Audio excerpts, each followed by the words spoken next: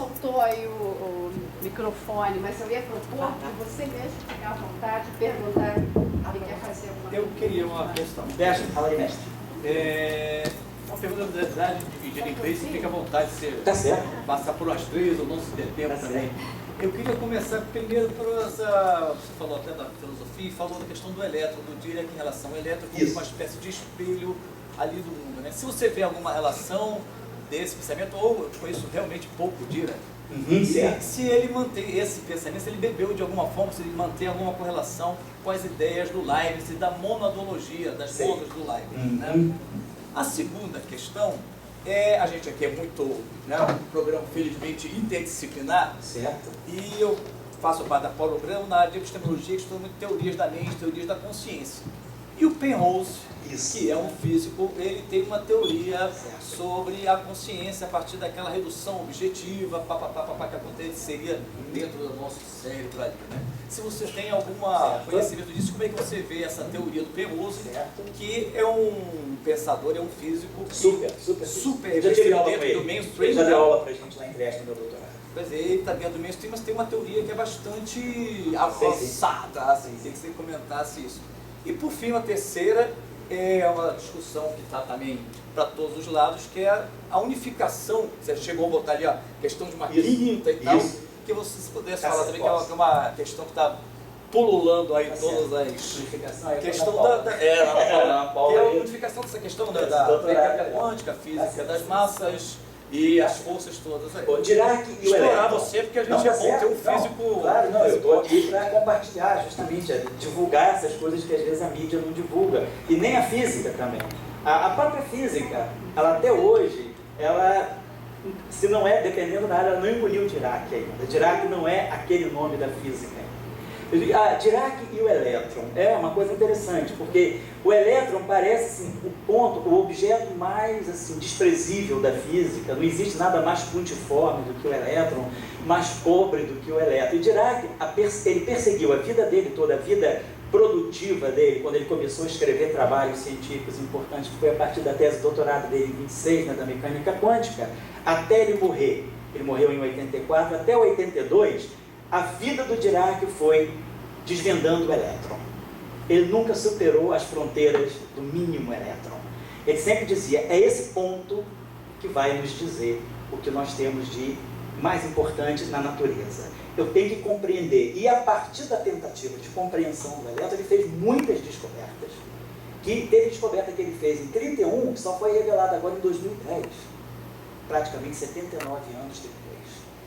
Que foi descoberta numa outra área da física, que não é nem a nossa área, que é a chamada matéria condensada. Então, por que essa ligação com o elétron? Ele sempre tem uma frase do Machado de Assis, que infelizmente eu não botei aqui, mas que eu descobri do Machado de Assis, que diz que é o Dirac, que diz, onde ninguém olha, onde ninguém coloca a mão, onde ninguém, tipo assim, onde todo mundo despreza, aquele ponto que todo mundo despreza, é aí que eu boto meu dedo, e é aí que eu acho um grande universo a observar. Tem uma frase do Machado de Assis que é o Dirac, perfeitamente a mente dele. Então ele sempre dizia o seguinte, ele era um reducionista. Então a visão dele era, vamos procurar as mínimas estruturas e a partir das mínimas estruturas vamos tentar compreender a complexificação. Então essa ideia dele, na época, até a gente tem que pensar também dentro de uma forma sincrônica. Nós estamos falando de um Dirac que surge em 1926, 27, como cientista se formando. Então, esse Dirac, o mundo para ele, nesse momento, era o elétron e o próton, não havia mais nada. Hoje nós temos mais de 200 partículas. Naquela época havia o elétron e o próton.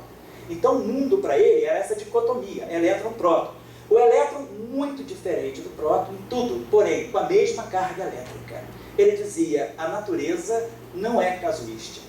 Se duas partículas muito diferentes têm a mesma carga, só diferindo no sinal, é aí que eu vou entrar. Aí tem muita coisa a ser compreendida. Então, ele usou o elétron, como o elétron é muito mais reduzido do que o próton, ele falou, eu vou partir do elétron. De fato, em 1926, 1927, 1928, 1929, ele estuda o elétron. Em 1930, ele começa a estudar o próton. Aí ele percebe algumas regularidades no próton que o remetem de novo ao elétron. Aí em 31 ele vai discutir o elétron. Quando ele volta a discutir o elétron em 31 com a ideia das simetrias mais fixa, mais amadurecida, ele, a partir do elétron, prevê a antimatéria. Então, a ideia dele era sempre uma ideia reducionista. Vamos procurar as mínimas estruturas. E, de fato, se você olhar todos os artigos do Dirac, o livro é impressionante. Se vocês pegarem um livro de relatividade geral americano, sem brincadeira, é um tijolão desse tamanho. O livro de relatividade geral do professor de Dirac é dessa finurinha. Você fica até com vergonha de dizer eu escrevi esse livro frente a esse, né? É quase que folhetim. Mas ele consegue, a grande capacidade dele era conseguir sintetizar em equações pequenas informações gigantescas. É impressionante. Você vai abrindo as equações do professor Dirac, é uma caixa de Pandora. Uma coisa que tem 5 símbolos, daí a pouco ela tem 25, daqui a pouco ela tem 125. Quando você vê, você tem 1000 e tantos. Mas você consegue construir tudo. Você não precisa decorar nada, porque tudo sai um do outro. Ele consegue perceber uma ordem nas equações da matemática. Então, essa ideia do elétron, francamente, ele nunca citou Leibniz nas aulas dele. Mas, assim, o que eu percebi de tudo isso é que ele era uma mente extremamente reducionista. E ele era assim na maneira de falar também. As frases dele são curtas, nada dele, não tem nenhuma frase longa, ele quase não usa o que a gente chama de conjunção. Porque as frases por si só não são nem subordinadas, nem coordenadas. Cada frase é uma oração principal, quase que para ele fala, tá, e ele diz. Ele coloca uma equação que a gente às vezes usa muitos símbolos, ele bota 3, 4 símbolos e aquela equação diz tudo, ele consegue dizer tudo. Então, eu diria, colega, que a ideia dele era uma ideia de perceber a natureza por aquilo que ela tem de mínimo. Esse era o primeiro ponto, né? Depois, o segundo ponto que você levantou, o terceiro ponto foi o da unificação, né? O segundo ponto que você levantou foi a teoria do Penrose, que tem aquela teoria da consciência. Penrose vem de uma formação diraquiana. Ele não foi aluno do Dirac, mas foi contaminado pelas ideias do Dirac. Dirac ficou sempre em Cambridge, né? Penrose era de Oxford, mas Oxford e Cambridge tinha uma grande ligação, e o professor Penrose teve uma influência da formação diraquiana na vida dele. E o Penrose, quando ele esteve conosco em Trieste, né, naqueles anos que ele deu um curso para nós lá no doutorado, ele ainda estava começando a discutir essas ideias e ele apresentou num seminário ao professor Salan, e todos nós participamos, mas ele ainda estava trabalhando esses conceitos no âmbito da compreensão da relatividade geral. Então a teoria dele começou com a teoria da relatividade geral. A teoria da relatividade geral é uma teoria que trabalha você compreender a natureza, as forças da natureza, a partir de deformações. Quer dizer, o que a relatividade geral um pouco nos diz, em palavras muito simples, é que aquilo que é a força gravitacional nada mais é do que um defeito, digamos assim, da geometria, que não é essa geometria dessa plana desse nosso mundo. Então, a ideia da relatividade geral é associar deformações geométricas a estruturas físicas que respondem pelas forças da natureza. E aí, nessa ideia é que o Penrose entrou. Ele começou a perceber que talvez a mente, né, seja um produto dessas deformações que nós tem uma geometria neuronal. Essa geometria neuronal, ela tem as conexões que são baseadas no eletromagnetismo, são as interações eletromagnéticas que estão em jogo aí, e ele se coloca, se isso tudo não pode, isso que nós percebemos como mente, como, sei lá, ideias, né? Se isso aí não é como na gravitação, você percebe a força de gravitação como uma deformação da geometria, se também o pensamento, vamos dizer, o cérebro, né? A mente, se isso aí também não é o produto de alguma deformação dessa estrutura neuronal que nós temos. Então, isso vem da ideia da relatividade geral. E a formação, a estrutura básica do Penrose como físico é a relatividade geral. É um modelo de mente, depois já passa para uma questão muito da quântica, isso, né? Aí ele usa a questão da porque redução objetiva. É uma questão, exatamente, que ele buscou e que a física atual está buscando ainda não resolvida, que é a conexão entre a relatividade e geral, a gravitação e a quântica, e a física quântica. Essas duas áreas da física ainda não conseguem ser juntadas numa teoria unificada. Nós ainda temos grande dificuldade. Eu acho que na tua tese você até discutiu a teoria de cordas, é uma tentativa disso. E depois a ideia da unificação. O cavaleiro da unificação foi o Salan. Salan foi a primeira pessoa que falou todas as interações vêm de uma só. Esse trabalho dele é um trabalho de 1974. Então, nesse trabalho, ele coloca que quando ele fez a teoria eletrofrágil, pela qual ele ganhou o prêmio Nobel, na verdade ele unificou. Ele unificou as forças atômicas com as forças nucleares. Disso. Não tem força atômica, não tem força nuclear. Tem uma força só, que é a força eletrofrágil.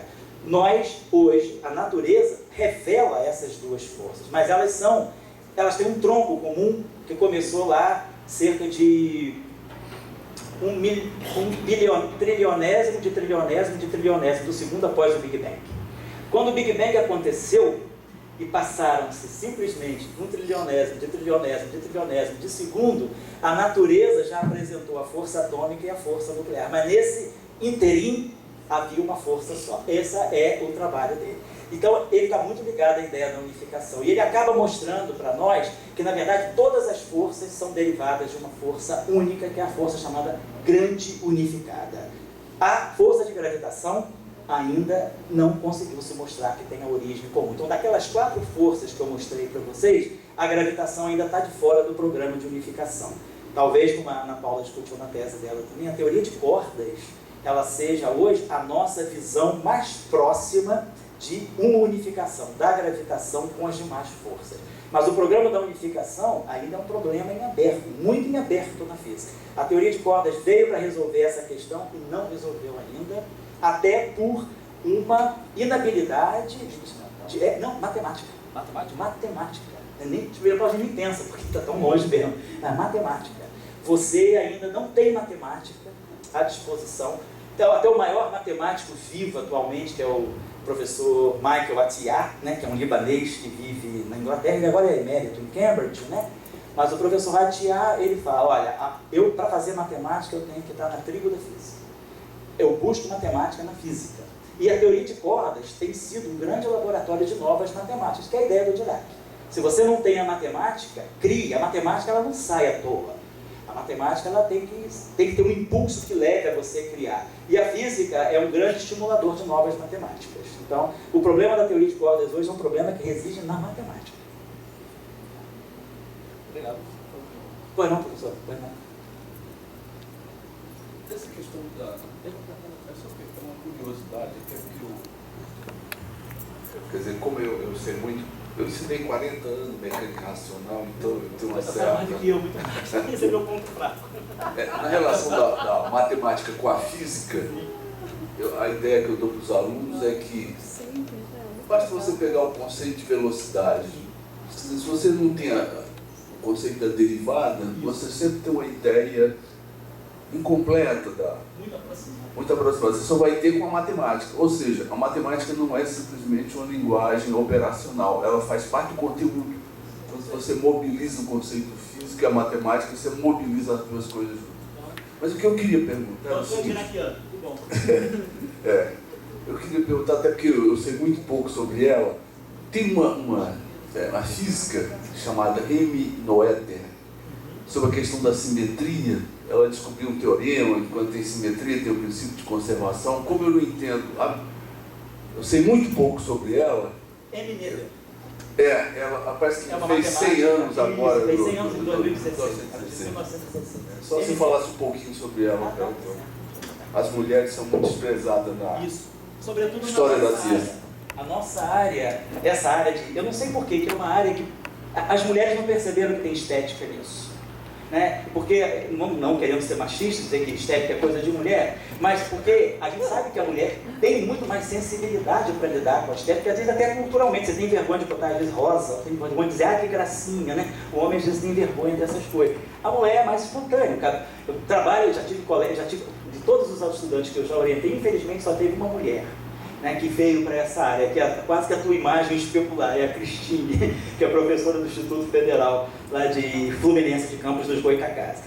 A mulher, ela tem um pensamento que se adequaria muito, muito para a nossa área, mas a nossa área, como assim, ela é vendida de uma forma, às vezes ela é uma área assim, difícil, no sentido, esses caras são muito complicados, falam muito de matemática, e às vezes as mulheres se afastam porque, às vezes, é uma questão de relacionamento. Tem medo do cara, os caras são complicados e são muito exigentes. Tem um pouco esse folclore na nossa área. Então, falta mulher. A Amy Noether, pra você ter uma ideia, naquela época, se você for olhar todo o desenvolvimento do modelo padrão, o modelo padrão deu 23 prêmios Nobel entre 1933 e agora, 2000 e 2014. Então foram 23 prêmios Nobel. Nesses, não teve uma mulher, não digo nem só prêmio Nobel, mas não teve nenhuma mulher envolvida na construção do modelo padrão das interações fundamentais. É uma área que, assim, se tornou machista, infelizmente, né? A Anne Noether, ela era matemática, mas ela teve muitos problemas para ela nunca teve emprego. Ela nunca pôde entrar numa universidade, como a Madame Curie também. Não podia, não tinha, as mulheres eram muito segregadas. Então a Anne Noether, ela fez um teorema muito importante, porque ela foi a pessoa, ela era matemática mesmo. Então, pela matemática, ela trouxe um resultado muito importante que a física, todo mundo já ouviu falar. Na energia, no universo, nada se cria, nada se destrói, tudo se transforma. Conservação da energia. É uma lei da física. É assim, a natureza conserva a energia. A Anne Noether descobriu a razão matemática por trás da conservação. Ela falou, tudo aquilo que na natureza se conserva tem uma justificativa por meio de uma simetria. Então ela foi muito importante, ela foi isso aí na década de 20, mais ou menos, né?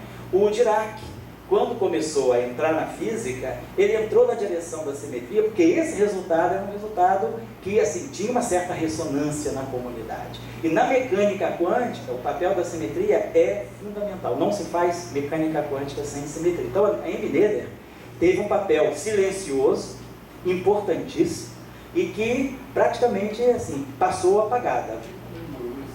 Não, nada. A Anne Noether, a própria Sociedade Brasileira de Física, que tem uma comissão de gênero, né? Há um mês atrás eu estava numa semana da física na Federal do Oeste da Bahia, lá no campus de Barreiras, e tinha uma colega física lá que é da comissão de gênero. E a gente conversou, falei, a Anne Noether, né? Esse ano a gente comemorou os 100 anos das ondas gravitacionais, a descoberta, sempre Einstein, né?